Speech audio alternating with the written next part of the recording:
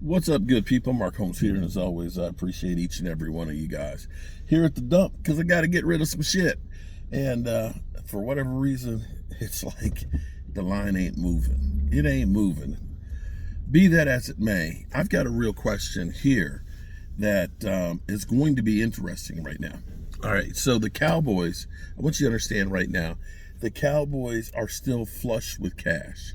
The Cowboys have literally done an off-season makeover, and they still have $32 million of cap space left right now. $32 million, okay? Let me say it again. $32 million with another 10 to 12 on its way with Micah Parsons' deal. Let's think about this for a second here. Here's my question. The Pittsburgh Steelers, who did not get a quarterback at the draft, is still waiting around on Aaron Rodgers, who is a team killer and 42 years of age. You now only have, really, your only weapon is DK Metcalf that you traded for, which now doesn't look like it was a wise move, because to me, if you're the Steelers right now, you got to be looking at yourself and saying, we have no quarterback and we only have one weapon. And your team is getting old. So at the point right now, you know they're not going to be good without a quarterback. And even if they get Aaron Rodgers, they may not be that good. So now you have to start looking, because we know TJ Watt wants to get another contract. Let me say it again. TJ Watt wants to get another contract. And you have to start looking at this and saying, if you're the Steelers, paying TJ Watt to stay on the team where we don't really have a future right now that we need to rebuild. You got rid of Pickens to get a third-round pick. Maybe you end up looking at this and saying, we need to move on from, good morning. Nope, you too. You got to look at this and say, maybe we're better off trading TJ Watt, getting the picks, and reload next year. And maybe you even look at this and say, we're tanking the year to try and get Arch Manning. I want to talk to my buddy Richard, who is a Steeler fan. He's probably losing his mind right now. Here's the thing that's kind of interesting, that the move for Pickens, I want you to understand this. The more I think about this thing is unbelievable for the Cowboys. All right? Think about this. Think about it for a second. The Cowboys gave up a third-round draft pick. A third-round draft pick to get Pickens, right? Here's the thing. You could look at Pickens as a one-year rental. You got Pickens, who wants to get a contract, right? And let's say he ends up being that locker room mess. You know he's going to be playing lights out because he wants to get the big payday, either from the Cowboys or somebody else. So his production will be on the field. And you're talking about a guy who, if he ends up not working out for you, that next year he's going to be 25 years old as a free agent, wide receiver, big body, who already has almost 3,000 yards in his first 3 years. You don't think that somebody's not going to take a chance on getting him? You potentially could get a third-round pick back, comp pick. Yeah. So the Cowboys literally have risked nothing. $3.4 million. We're paying Brandon Cooks more money right now to not be on the Dallas Cowboys in void money, in dead money. We're paying more than twice that money for Michael Gallup not to be on the roster. So back to the TJ Watt situation. Now, you've got yourself a stud. I'm not saying that the Cowboys should go out and get TJ Watt. But if your Cowboys said, we're going all in, and went out and got a TJ Watt, let me get rid of the trash here. Let me get rid of the trash. Hold up. Okay, so the Steelers right now have to look at it and say, we've been stuck in a rut since Big Ben left.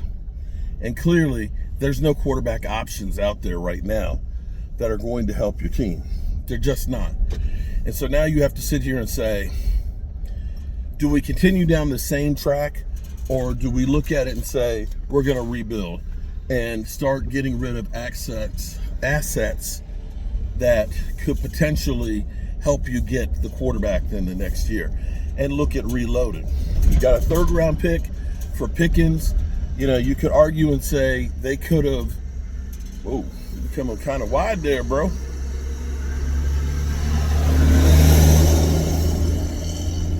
They could have looked at it and said, you know, we can go ahead and hold on to Pickens.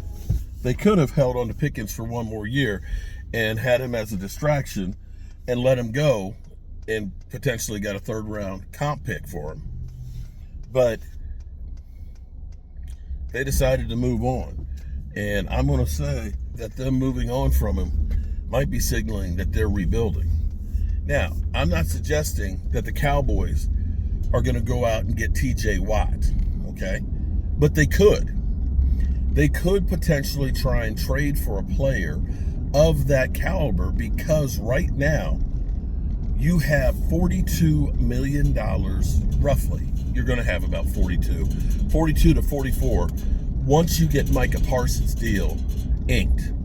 Yeah. And if the Cowboys are, and I'm not suggesting that we need TJ Watt, not with having Donovan easy right now and Marshawn Nealon, but you potentially could look at saying we could add another incredible player, kind of like what the Rams did in their Super Bowl run, where they went out there and they ended up getting guys like Jalen Ramsey. They went out there, they got Von Miller. They went out there and they got Odell Beckham Jr.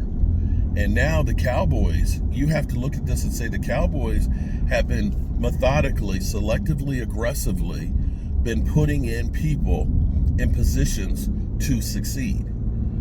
Right now, I've got the haters out there that are saying, you know, Dak Prescott got no excuses. Yeah, we'll get to that. This is video number 6 for the day. Number 6. I told Leo Bridgewater wants to do a point counterpoint. So when I get back this afternoon, I'll hook up with Leo and we'll get the Eagles' perspective on, are the Cowboys inching any closer to the Eagles and stuff.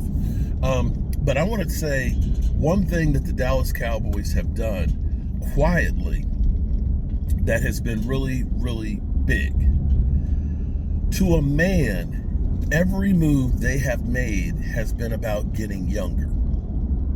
The only player that the Cowboys have brought in that is an elder statesman is Dante Fowler.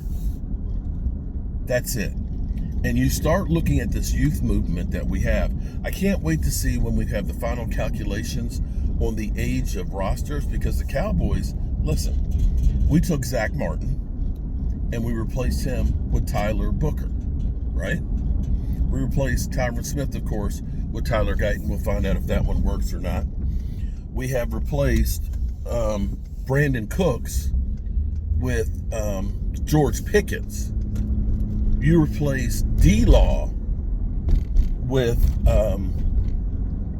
Donovan Easing. All of your old players you have replaced. Now, we'll find out if they're going to be as good or better than their predecessors, but they have been definitely signing guys with potential that has been unrealized, latent potential, and that they're getting guys that are going to be hungry to get a contract.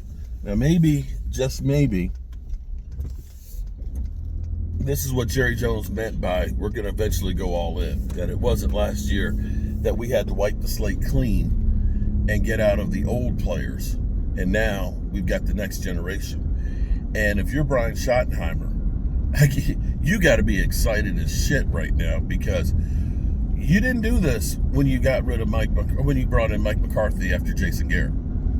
You didn't do a wholesale purge of the roster with not just getting rid of people, but trying to potentially get better people. Yeah, this is a whole new uncharted territory, Dallas Cowboy.